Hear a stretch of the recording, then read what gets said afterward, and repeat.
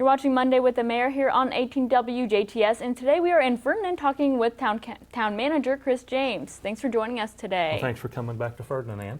And I understand at the last council meeting we were talking about the safe haven boxes for babies. Is there any update on that? Well, right now, as I mentioned at that meeting, it's an intriguing prospect. I still am in the process of meeting individually with council members to make sure they're okay with things. I know that the Safe Haven youngsters and some of the folks that are backing them, they continue to meet with other groups around the area. I know they would like to establish a box in Du Bois County somewhere. I think Ferdinand, with its proximity to the interstate, is a preferable option for them because they can cover not only Du Bois County, but the outlying areas as well. So it's not just a one community or one county type of location.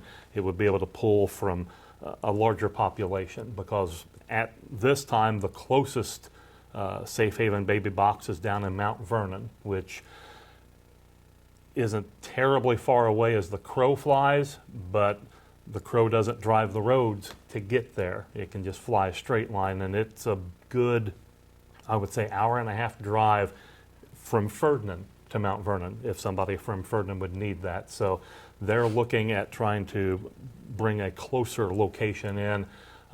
We're still debating the situation, but hopefully we'll find a positive go-forward message on this and have some further updates as we get into the early part of 2020. And switching gears, how is the Old Town Lake project going on? By this time next month, give or take a few days, it should be, I think the construction term is substantially complete.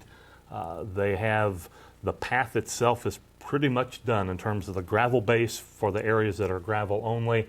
The other locations that are needed to be blacktopped for various ground conditions or just for ease of travel, that has all been taken care of.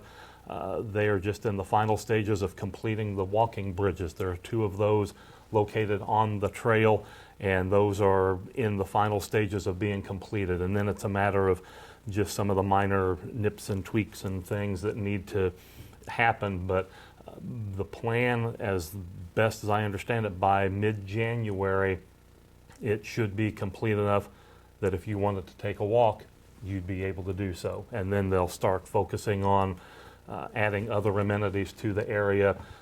At our Chamber of Commerce State of the Town address that Ken Seacard did last week, he referenced that once that is done, we're already starting to put together parts of how to basically connect from that trail to the rest of the trails in town. So we're already exploring some of those options. So it's not a matter of once this project's done, it's complete.